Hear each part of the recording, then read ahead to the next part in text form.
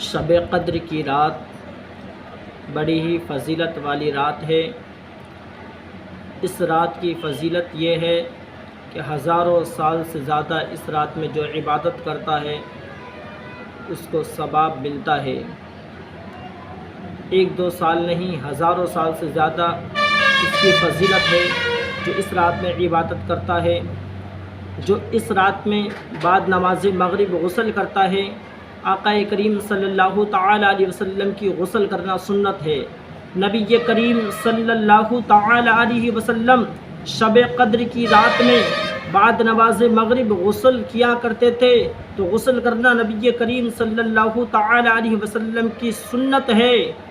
اور کسی نے پوچھا مصطفیٰ کریم صلی اللہ تعالی علیہ وسلم سے، یا رسول اللہ صلی اللہ تعالی علیہ وسلم، شب قدر کی رات میں ہم کون سی عبادت زیادہ کریں؟ تو مصطفیٰ کریم صلی اللہ تعالی علیہ وسلم نے ارشاد فرمایا، شب قدر کی رات میں دعاؤں کی کثرت کیا کریں، اور ہو سکے تو نوافل کی بھی کثرت کریں، صلاۃ التسبیح کی نماز پڑھیں اور بھی عبادت کریں، کلمہ طیبہ کی ورد کریں اس رات میں۔ اور کسی کے اوپر ابھی موجودہ حال میں جو ہے لوگوں کی نمازیں بہت زیادہ قضا ہیں، تو وہ اپنی قضا نماز آج کی رات 27ویں رات میں شب قدر کی رات میں قضا نماز ادا کریں، کثرت کے ساتھ قضا نماز ادا کریں۔ اور مصطفیٰ کریم صلی اللہ تعالی علیہ وسلم نے ارشاد فرمایا، جب وہ ساری عبادتوں سے نمٹ جائے تو بعد میں شہری کھانے کے بعد جو شہری کا ٹائم ختم ہونے سے پہلے دعاؤں میں مبتلا ہو جائے، دعا مانگے، رب تبارک و تعالی سے اپنی مغفرت کی دعائیں مانگیں۔ صحابہ اکرام کا یہ معمول تھا۔ صحابہ اکرام اس رات میں نئے لباس پہنتے تھے، پہن کر کے عبادت کیا کرتے تھے۔ اور کچھ صحابہ اکرام ایک لباس سلوا لیتے تھے۔ وہ جب شب قدر کی رات آتی تھی تو اس رات میں اس لباس کو پہن کر کے عبادت کیا کرتے تھے۔ اب سنو، اس رات کی عبادت کرنے سے رب تبارک و تعالی میں خاص انعام کیا عطا فرمائے گا۔ جیسے کہ کوئی شخص حج کرتا ہے اور اس کا حج رب تبارک و تعالی قبول کر لے تو وہ ایسا ہو جاتا ہے، اس کے سارے گناہ معاف کر دیتا ہے، رب تبارک و تعالی اس کے سارے گناہ معاف ہو جاتے ہیں۔ وہ ایسا ہو جاتا ہے جیسے اس نے ابھی ماں کے پیٹ سے جنم لیا ہے۔ اسی طریقے سے کوئی جمعے کی نماز ادا کر کے جاتا ہے تو جمعے سے جمعے تک کے اس کے سارے گناہوں کو رب تبارک و تعالی معاف فرما دیتا ہے۔ رمضان المبارک کے روزے جو شخص رکھتا ہے، رمضان المبارک کے روزے، تو اسے ماضی قریب میں جو روزے گزرے ہیں اور حال کے روزے تک کے جتنے بھی پورے سال کے گناہ ہوتے ہیں سب کے سب رب تبارک و تعالی معاف فرما دیتا ہے۔ اسی طریقے سے شب قدر کی رات میں جو شخص عبادت کرتا ہے، رب تبارک و تعالی اس کے سارے گناہوں کو معاف فرما دیتا ہے، اور جو وہ مستقبل میں آنے والے ٹائم میں جو گناہ کرنے والا ہوتا ہے، رب تبارک و تعالی اس کو معاف فرما دیتا ہے۔ اور فرما دیتا ہے، ہمیں اپنے رب تبارک و تعالی پر پورا یقین ہے، پورا بھروسہ ہے، میرا رب اس کو معاف فرمانے والا ہے ہمارے گناہوں کو۔ اس کے بعد حضرت اماں عائشہ صدیقہ رضی اللہ تعالی عنہا مصطفیٰ کریم صلی اللہ تعالی علیہ وسلم سے پوچھتی ہیں، یا رسول اللہ صلی اللہ تعالی علیہ وسلم، آپ نے تیمن ٹائٹ کیوں باندھا ہے؟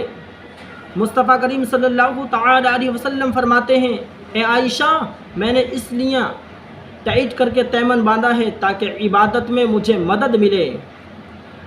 اس رات میں رب تبارک و تعالی نے ہزاروں سال سے زیادہ اس رات کا مرتبہ عطا فرمایا ہے عبادت کا۔ اور خاص اس رات میں ملائکہ تنزل الملائکۃ والروح فیہا باذن ربہم من کل امر، ملائکہ فرشتے زمین پر آتے ہیں، اور اس قدر فرشتے آتے ہیں، وہ آ کر کے کیا کرتے ہیں فرشتے؟ ہم لوگوں کے ساتھ وہ فرشتے ہماری دعاؤں میں شامل ہوتے ہیں، اور وہ ہمارے لیے رب تبارک و تعالی سے سلامتی کی دعا کرتے ہیں۔ سلام ہی حتی مطلع الفجر، اور فجر تک وہ سلامتی کی ہمارے لیے دعائیں کرتے ہیں فرشتے۔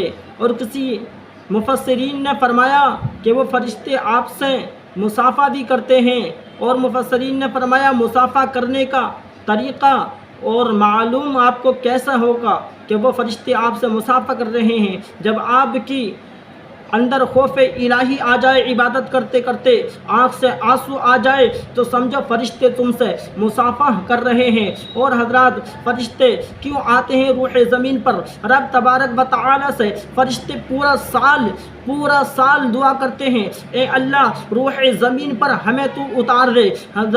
حضرت جبرائیل علیہ السلام بھی رب تبارک و تعالی سے دعا کرتے ہیں اور کہتے ہیں یا اللہ تو روح زمین پر تو ہمیں اتار دے، تیرے ہم ان بندوں کا دیدار کریں گے جو ہم سے زیادہ بہتر عبادت کرتے ہیں۔ فرشتوں سے بہتر عبادت کون کرتا ہے؟ لیکن سنو فرشتے کہتے ہیں وہ کون سی عبادت ہے جو ہم فرشتوں سے زیادہ بہتر کرتے ہیں؟ وہ عبادت یہ ہے، رشتہ داروں کے ساتھ اچھا سلوک کرتے ہیں ہم، چھوٹے کے ساتھ شفقت سے پیش آتے ہیں ہم، کسی کے ساتھ محبت سے پیش آتے ہیں ہم۔ یہ بھی عبادت ہے۔ جو اگر کسی کا کوئی بچہ ہے، اس کے اوپر سے چادر اتر چکی ہے، اگر کوئی چادر اس کے اوپر ڈھک دے گا تو رب تبارک و تعالی اس کو شب قدر کی رات میں معاف فرما دے گا، اس کی بخشش فرما دے گا۔